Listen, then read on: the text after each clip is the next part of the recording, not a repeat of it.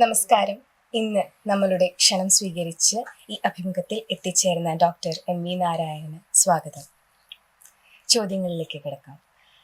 ആദ്യത്തെ ചോദ്യം, നാട്യശാസ്ത്രത്തെക്കുറിച്ചുള്ള അക്കാദമിക് പഠനങ്ങൾ പരമ്പരാഗത നാട്യരൂപങ്ങളുടെ അവതരണത്തെയും വ്യാഖ്യാനത്തിനെയും മാറ്റിയിട്ടുണ്ടോ? അക്കാദമിക് പഠനം എന്നതിലേക്ക് പോകുന്നതിന് മുൻപ് വളരെ പ്രധാനപ്പെട്ട ഒരു സംഭവം എന്നത് പട്ടിക്കാന്തുടി രാവുണ്ണിമേനോൻ എന്ന കഥകളി ആചാര്യൻ, അദ്ദേഹമാണ് ഒരു ആധുനികമായ കഥകളിയുടെ രൂപം ഉണ്ടാക്കിയെടുക്കുന്നത്.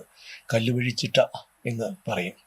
ഇട്ടുരാരിച്ച മേനോൻ്റെ ശിഷ്യനായ പട്ടിക്കാന്തുടി രാവുണ്ണിമേനോൻ ആ കല്ലുവഴിച്ചിട്ടയാണ് പിന്നീട് കലാമണ്ഡലത്തിൻ്റെ ചിട്ടയായിട്ട് മാറി ഒരുപക്ഷെ കഥകളിയുടെ ഇന്നത്തെ ഒരു സ്റ്റാൻഡേർഡ് രൂപം നമ്മൾ പറയില്ലേ ഉണ്ടാകുന്നത്.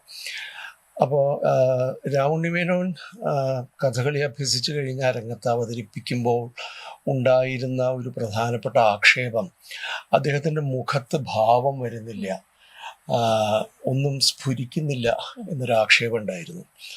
അപ്പോൾ ആ ഘട്ടത്തിൽ അദ്ദേഹം കൊടുങ്ങല്ലൂർ തമ്പുരാനെ പോയി കാണുകയാണ്. അദ്ദേഹം നാട്യശാസ്ത്രം ശരിക്ക് അഗാധമായിട്ടുള്ള പഠിച്ചിട്ടുള്ള ഒരാളാണ്. അപ്പം അദ്ദേഹം രാവുണ്ണിമേനോന് ഈ നാട്യശാസ്ത്രം പുസ്തകം കൊടുത്തു. എന്നിട്ടൊന്ന് വായിച്ചു നോക്കിയിട്ട് വരിക നാളെ എന്ന് പറഞ്ഞു. അപ്പോൾ രാവുണ്ണിമേനോന് പ്രത്യേകിച്ചൊന്നും വലിയ പിടിയൊന്നും കിട്ടിയില്ല. പിറ്റേ ദിവസം ചെന്നപ്പോൾ അദ്ദേഹം പറഞ്ഞു, അതിൽ ചില ഭാഗങ്ങൾ ഞാൻ പറഞ്ഞു തരാം എന്ന് പറഞ്ഞ് നാട്യശാസ്ത്രത്തിലെ അഭിനയത്തിൻ്റെ രീതികളെക്കുറിച്ചുള്ള ആ അധ്യായം വിശദീകരിച്ച് പറഞ്ഞു കൊടുത്തു. ചില ഭാഗങ്ങൾ എങ്ങനെയാണ് അഭിനയിക്കുക, ഇപ്പോൾ ശൃംഗാരം എങ്ങനെയാണ് ചെയ്യുക, അല്ലെങ്കിൽ ബീഭത്സം എങ്ങനെയാണ് ചെയ്യുക, രൗദ്രം എങ്ങനെയാണ് ചെയ്യുക, പിന്നെ മരണരംഗം എങ്ങനെയാണ് അഭിനയിക്കുക, ഇത്തരത്തിലുള്ള ഒരു ക്ലാസ് പോലെ കുറച്ച് ദിവസം അവിടെ നിന്ന് അദ്ദേഹം പഠിക്കുകയും പിന്നെ അദ്ദേഹം അവിടെ നിന്ന് പോന്നതിന് ശേഷം ആ പഠനത്തിൻ്റെ കൂടി ഉൾക്കാഴ്ചകൾ ചേർത്തിട്ടാണ് പിന്നെ അദ്ദേഹം കാര്യങ്ങൾ ചെയ്തു വന്നത്. അതിലൊരു പക്ഷേ ഏറ്റവും ഈ അഭിനയത്തിനോടൊപ്പം തന്നെ ഏറ്റവും പ്രധാനമായിട്ട് കഥകളിയുടെ ഒരു ശൈലിയിൽ പ്രധാനമായിട്ട് മാറിയത് ഔചിത്യം എന്ന് പറയുന്നൊരു ബോധ്യം. അതായത് ഒരു കഥാപാത്രം എന്ത് ചെയ്യണം, ഭീമൻ എന്നൊരു കഥാപാത്രം അല്ലെങ്കിൽ ധർമ്മപുത്രർ എന്നൊരു കഥാപാത്രം, ആ കഥാപാത്രത്തിന് ഒരു സ്റ്റേച്ചർ ഉണ്ടാവില്ലേ, ഒരു സ്ഥാനവും നിലയും വിലയൊക്കെ ഇല്ലേ. അത്തരത്തിലുള്ളൊരു സ്ഥാനമുള്ള ഒരാൾ എന്ത് ചെയ്യാം, എന്ത് ചെയ്തുകൂടാ രംഗത്ത്. ധർമ്മപുത്രർ വെറുതെ ഇളിച്ചു കാണിക്കാൻ പാടില്ലല്ലോ. അപ്പോൾ അത്തരത്തിലുള്ള ഔചിത്യബോധം എന്നത് കഥകളിയിലേക്ക് കൊണ്ടുവരികയും ആ ഔചിത്യബോധത്തിനനുസരിച്ച് അഭിനയക്രമങ്ങളും അനാവശ്യമായ ഭാഗങ്ങൾ കളയലും വേണ്ട ഭാഗങ്ങൾ കൂട്ടിച്ചേർക്കലുമായിട്ട് വലിയൊരു മാറ്റം വരുത്തിയിട്ടുണ്ട്. അപ്പോൾ അങ്ങനെ ഒരു സംഗതി വന്നിട്ടുണ്ട്. അതിനു മുൻപ് യഥാർത്ഥത്തിൽ ഒരു സൈദ്ധാന്തികമായ തലത്തിൽ നാട്യശാസ്ത്രം ഇവിടെ പരിഗണിക്കപ്പെടുന്നത് ബാലരാമഭരതം എന്നുള്ള കാർത്തിക 24 രാമവർമ്മയുടെ കൃതിയാണ്. അതിൽ നാട്യശാസ്ത്രം അവലംബിച്ചുകൊണ്ട് കുറച്ചുകൂടി വിപുലമായിട്ട് കഥകളിയും ഒക്കെ ഉൾപ്പെടുത്തിക്കൊണ്ടുള്ള ഒരു കൃതിയായിട്ടാണ് അദ്ദേഹം അത് ചെയ്തിരിക്കുന്നത്. ഇതിലൊരു ബുദ്ധിമുട്ട് എന്താണെന്ന് വെച്ചാൽ, ഈ സ്കോളർഷിപ്പ് പാണ്ഡിത്യം ഒരു വശത്തും പ്രയോഗം വേറൊരു വശത്തും.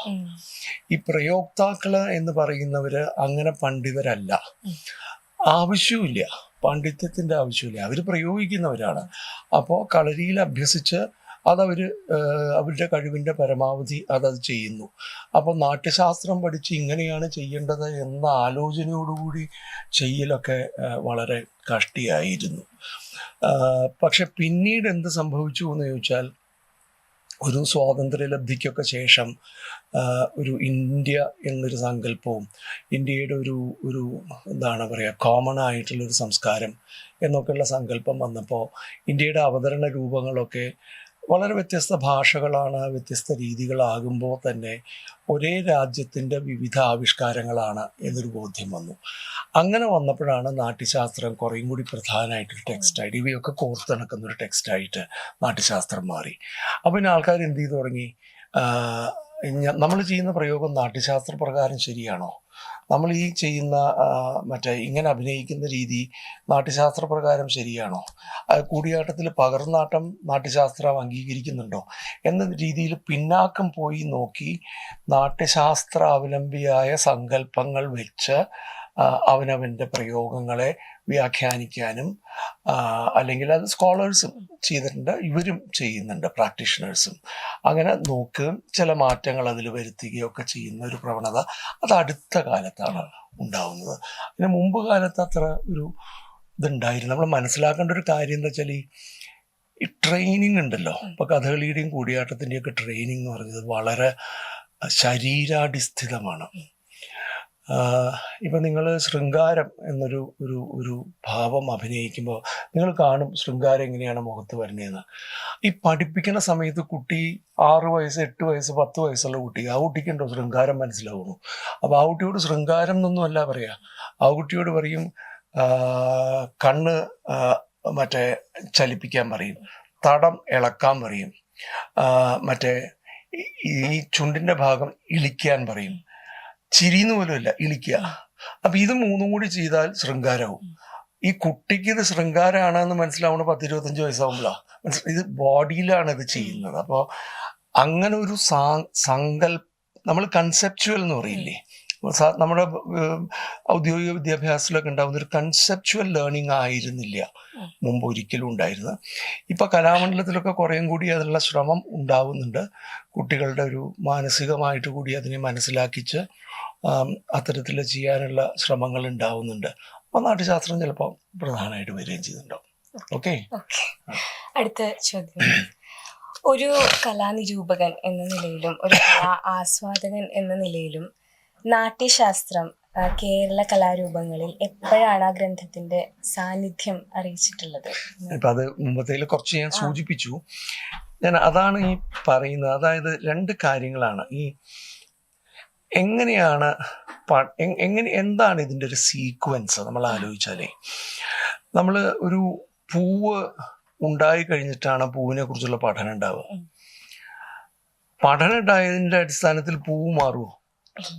മനസ്സിലാവുണ്ടോ ഞാൻ? അല്ലെങ്കിൽ ഒരു സംഗതിയുടെ പഠനം എന്ന് പറയുന്നതിന് അതിനുശേഷം വരുന്നതാണ്.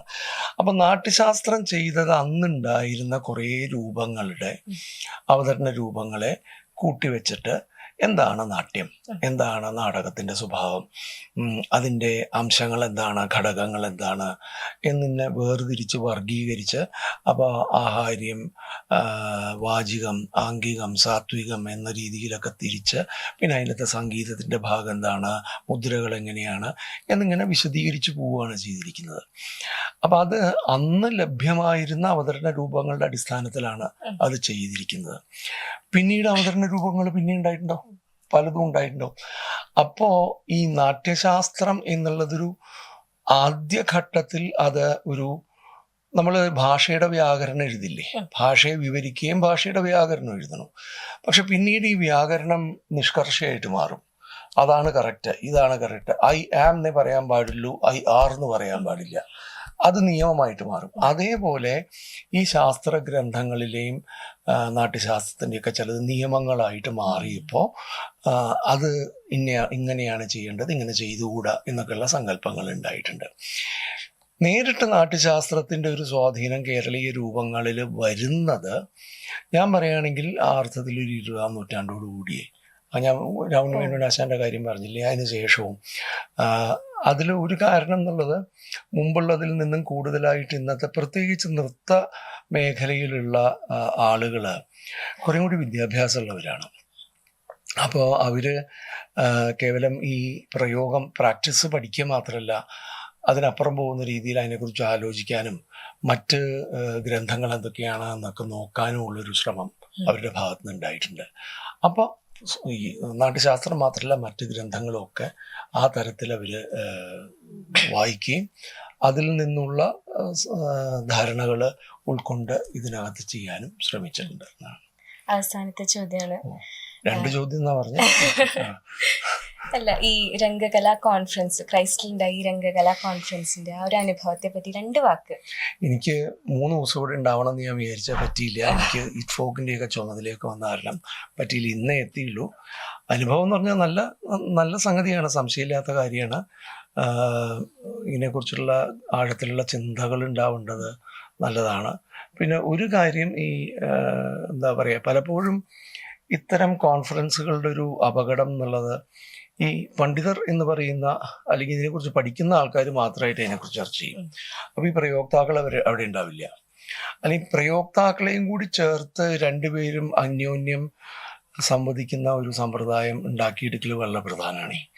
അത് ഇവിടെ ഉണ്ടെന്നാണ് എനിക്ക് തോന്നുന്നത്. അത് വളരെ നല്ലൊരു കാര്യമാണ്. കാരണം ഇത് ഇങ്ങനെ പ്രയോഗം ഒറ്റയ്ക്ക് നിൽക്കേണ്ടതല്ലല്ലോ, അല്ലെങ്കിൽ പഠനം ഒറ്റയ്ക്ക് നിൽക്കേണ്ടതല്ലല്ലോ, തമ്മിൽ ചേർന്ന് പോകേണ്ടതല്ലേ. ആ നിലയ്ക്ക് ആണ് ഇന്നിപ്പോൾ എനിക്ക് കിട്ടിയ അനുഭവം. കൃഷ്ണൻകുട്ടി ആശാൻ ഉണ്ടായിരുന്നു, നീരജ് അവിടെ ഉണ്ടായിരുന്നു, ശ്രീലക്ഷ്മി, ഇവരൊക്കെ പ്രാക്ടീഷണേഴ്സാണ്. പിന്നെ എതിരൻ കതിരൻ മറ്റേ ഒരു സ്കോളറാണ്. അങ്ങനെയുള്ള ആൾക്കാർ പലരും ഉണ്ടാവുമ്പോൾ വേറെ ചില സംവാദങ്ങൾ ഉണ്ടാവും, ചില ചർച്ചകൾ ഉണ്ടാവും. അത് നന്നാവും. അത് തന്നെയാണ്. വളരെ മനോഹരമായി ഞങ്ങൾക്ക് ഉത്തരങ്ങൾ സമ്മാനിച്ച ഡോക്ടർക്ക് വളരെയധികം നന്ദി. അഭിമുഖം ഇവിടെ അവസാനിക്കുന്നു. നന്ദി, നമസ്കാരം. ശരി.